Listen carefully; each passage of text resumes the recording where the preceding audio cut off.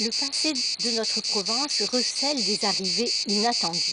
Nous allons ici évoquer l'arrivée des Phocéens entre 600 et 598 avant Jésus-Christ. Mais alors, qui étaient ces Phocéens? C'étaient des Grecs qui avaient quitté leur région de Phocide. La région de Phocide se situe au niveau de Delphes et du golfe d'Icéa.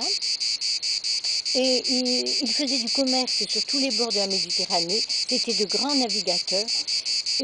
Mais pour faciliter leurs échanges commerciaux avec tous les peuples de ces rives, eh bien, ils étaient allés s'installer en Asie mineure. Là, ils avaient bâti une nouvelle ville, ils avaient appelé Phocée, en souvenir ému de leur région de Phocide. Cette ville était devenue prospère, avec tout leur commerce, elle s'était enrichie, de nombreux Grecs étaient venus les rejoindre, et tout se passait bien, ça aurait pu continuer longtemps encore comme ça, mais à un moment donné, il est arrivé les armées perses de Cyrus avec un général nommé Harpage qui les a chassés de leur ville manu militari, et ils ont dû repartir sur leur bateau pour chercher un coin plus accueillant. Et c'est là que nous avons la jolie légende. Cette légende raconte que deux jeunes Grecs seraient arrivés dans cette calanque du Lacidon, où se trouve aujourd'hui le vieux port de Marseille, et ils auraient trouvé, à leur arrivée, sur le rivage, le roi des Ségobriges qui était en train d'offrir un grand banquet en l'honneur de sa fille Gypsy, parce que celle-ci, à la fin du banquet, elle allait devoir offrir une coupe de vin à celui qu'elle choisirait comme époux.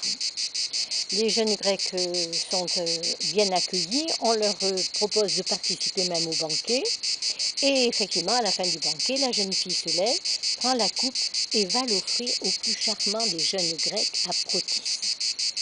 Tout le monde est content, tout le monde applaudit. Le chef des Ségobriges propose même aux Grecs de venir rebâtir une ville là, sur le rivage.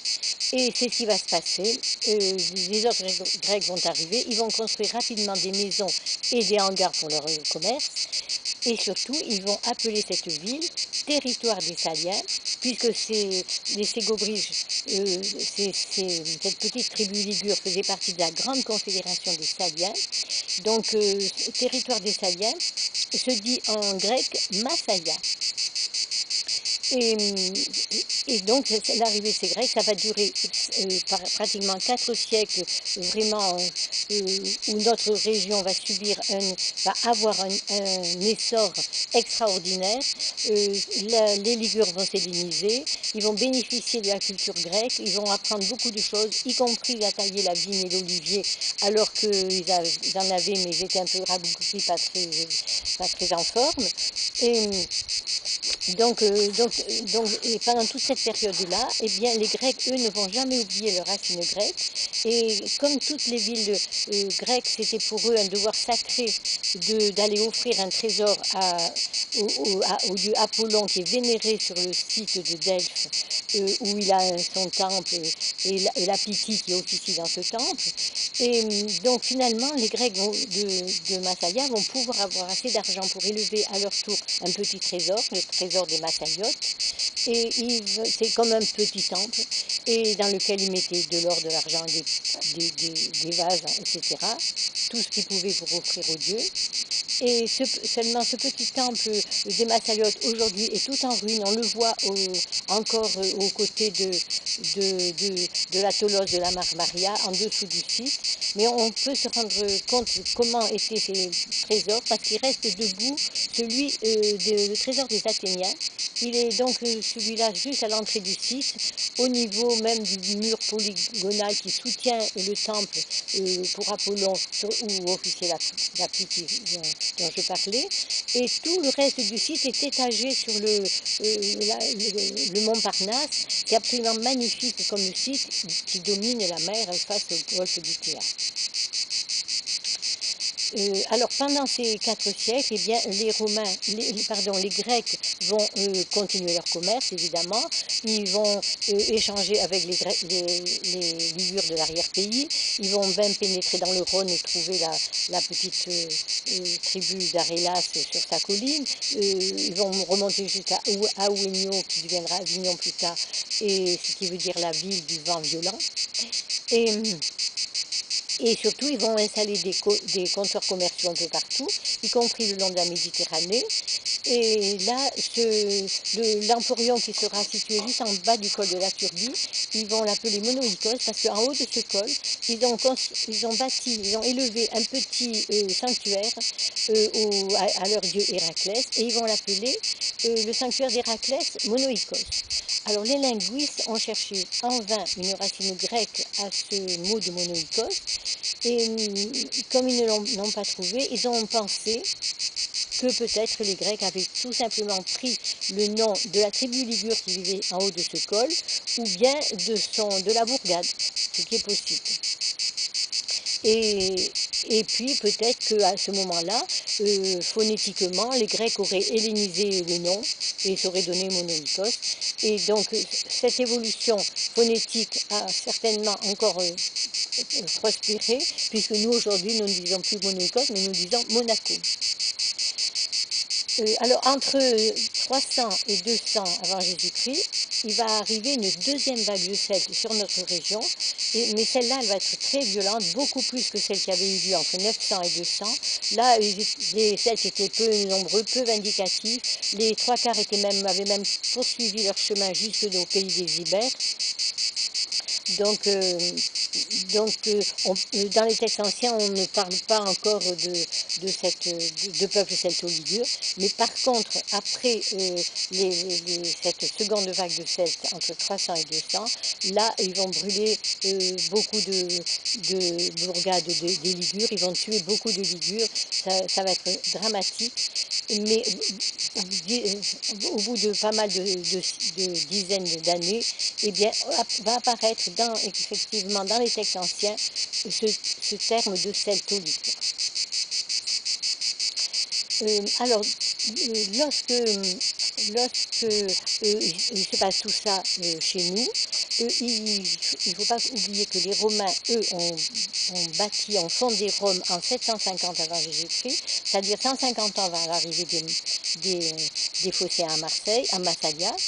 Et ces Romains, donc eux, alors ils avaient, pour fonder Rome, c'était un tout petit peuple du Latium, de cette grande plaine du Latium, et ils avaient fédéré autour d'eux tous les autres petites bourgades de peuples différents. Il y avait même des Grecs, il y avait des Celtes, il y avait des Sabins, enfin tous ces gens-là. Et ils ont fondé Rome tous ensemble. Ils ont réussi à devenir une vraie civilisation tous ensemble. Ils ont élu des peuples, des sénateurs. Ils ont créé le Sénat de Rome qui a voté des lois. Ils ont formé une grande armée et ils commençaient à devenir un peu importants, mais ce n'étaient pas encore les Romains que nous connaissons. Et la seule chose, c'est que de l'autre côté de la Méditerranée, il y avait aussi une autre civilisation qui était les Carthaginois. Les Carthaginois, à ce moment-là, à cette époque-là, c'était la civilisation la plus puissante. Ils avaient la marine la plus importante, les territoires qu'ils avaient, qui s'étaient emparés de territoires énormes tout le long de la côte de la Méditerranée africaine, et y compris les territoires du sud de l'Hispanie. Ils avaient aussi des îles dans la mer Tyrrhénienne, et également la Corse et la Sardaigne. Et maintenant, eh bien, ils avaient des velléités sur la Sicile. Mais les habitants de Messine, donc tout proche de l'Italie, puisqu'il y avait le détroit de Messine, eh bien, ils avaient appelé à l'aide les Romains parce qu'ils avaient très peur de ces Carthaginois. Et donc, les Romains étaient très très forts maintenant avec leur armée pour combattre sur terre. Donc, ils ont gagné cette première guerre punique.